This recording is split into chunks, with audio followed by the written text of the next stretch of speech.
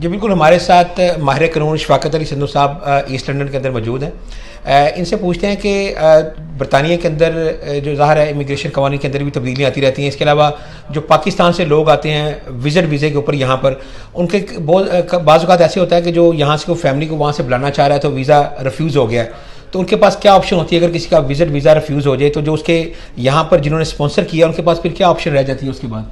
जी मेरा ख्याल है जो वीज़ा रिफ्यूज़ल की रीज़न होती है उसमें प्रॉपर डॉक्यूमेंटेशन नहीं होती, जो होम ऑफिस की सेट गाइडेंस है उसको फॉलो नहीं किया जाता। सम टाइम बैंक स्टेटमेंट जो है उसमें प्रॉब्लम होती है। फॉर एग्जांपल आप देखें बैंक स्टेटमेंट हमारे उधर कॉन्सेप्ट है कि जी एक दफ़ा ज़्यादा पैसे होने चाहिए।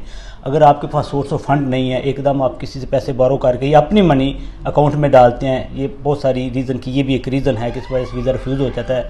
इसके साथ साथ जो स्पॉन्सर है उसकी प्रॉपर डॉक्यूमेंटेशन नहीं होती, उसकी बैंक स्टेटमेंट नहीं जानी होती, स्पॉन्सरशिप लेटर नहीं होता, उसकी अकोमोडेशन की प्रॉब्लम होती है, वो डॉक्यूमेंट नहीं लगते, इस वजह से रिफ्यूज़ल होती है।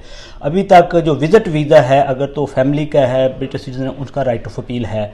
इसके अलावा जो जनरल विजिटर है उसका राइट ऑफ अपील नहीं है। अच्छा, जिसको राइट ऑफ अपील नहीं मिलता, कोई भी रीज़न हो सकती है वहाँ पर वीज़ा रिफ्यूज़ हो गया, उसके पास कोई JR या कोई ऐसी भी ऑप्शन होती है? वो एडमिनिस्ट्रेटिव रिव्यू कर सकता है उसके लिए कि जिस वजह से हुआ administrative review with in 30 days होता है, वो कर सकता है। अच्छा, तो उसके बाद वैसे उसके अंदर ज़्यादा चांसेस होते हैं कि एडमिनिस्ट्रेटिव रिव्यू के अंदर भी वीज़ा जो है वो मिलने के चांसेस होते हैं? इस डिपेंड के उसकी रिफ्यूज़ल की रीज़न क्या है। अगर तो केस वर्कर ने जो एंट्री क्लियरेंस ऑफिसर है उसने कोई मिस्टेक की है, उसने डॉक्यूमेंट प्रॉपरली देखे नहीं है या डॉक्यूमेंटेशन में जो उसने गलत उसको रीड किया उस वजह से रिफ्यूज़ल है तो उसमें चांस होता है। अच्छा, अगर आपसे मैं एक जनरल सी बात पूछूं कि ज़्यादातर जो रिफ्यूज़ल्स होती हैं जी वो कोई कॉमन भी होती है, कॉमन मिस्टेक भी लोग करते हैं जो रिफ्यूज़ल? कॉमन जैसे मैं आपको बताया बैंक स्टेटमेंट की होती है, फिर उसमें स्पेशल डॉक्यूमेंट जो होम ऑफिस गाइडेंस के मुताबिक नहीं लगाए जाते, इस वजह से। अच्छा, मैंने एक सुनी थी, मैं आपसे शेयर कर देता हूँ, शायद लोगों के लिए फ़ायदा हो जाए।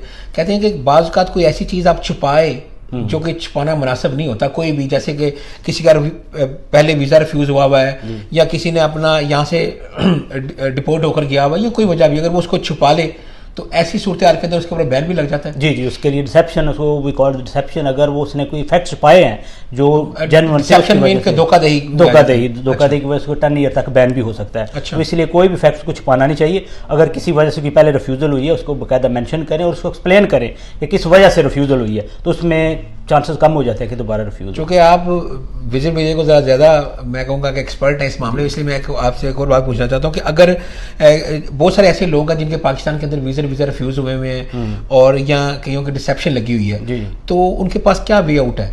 नंबर 1 जो रिसेप्शन का पीरियड है वो देखना पड़ेगा कितनी देर की टैनिटी के लिए, 10 साल तो कौन वेट करता है, कुछ और है नहीं, किस वजह से रिसेप्शन हुई। अगर तो वो जेन्युइन रिसेप्शन नहीं थी, किसी वजह से वो उन पे इम्प्लीमेंट हो गई है, कोई डॉक्यूमेंटेशन के होम ऑफिस से नहीं सही तरह रीड किए या मिस्टेक किया रीड में, उसका फिर आप JR कर सकते हैं। JR में जाके या कोर्ट में जाके वो रिसेप्शन रिमूव कर सकते हैं, उसके बाद फिर वो अप्लाई करें। तो वो यहाँ से होगी? जी, यहाँ से। अगर लेट से कोई पाकिस्तान के अंदर या किसी और कंट्री के अंदर कोई लोग हैं जिनके किसी जानने वालों का वीज़ा रिफ्यूज़ हुआ है, तो वो केस यहाँ पर फाइल करके रिसेप्शन करवा सकते हैं जी केस। अच्छा, दूसरी बात ये कि अगर लेट से आप किसी को या मैं किसी को स्पॉन्सर करता हूं तो उसका वीज़ा वहां पे रिफ्यूज़ हो जाता है, वीज़ा नहीं लगता, तो मेरे पास क्या ऑप्शन है कि मैं उसके लिए कोई रिलीफ ले सकूं यहाँ से? आप एज ए स्पॉन्सर उसके लिए ऑन बिहाफ ऑफ हिम यहाँ फाइट कर सकता हूँ यहाँ पे? बिल्कुल। अच्छा, होम ऑफिस को लिख सकता हूँ कि क्यों रिफ्यूज़ किया गया? जी, जो आप उनसे रिव्यू कर सकते हैं, रिव्यू की रिक्वेस्ट कर सकते हैं, वो आपको ऐसे सूरत हाल के अंदर कुछ चांसेस होते हैं ऐसे रिव्यू करने के? जैसे कि मैं पहले आपको बताया कि अगर उसमें एरर बाय लॉ है या एरर बाय फैक्ट्स है, जो उसने रीड की प्रॉपर्ली, जो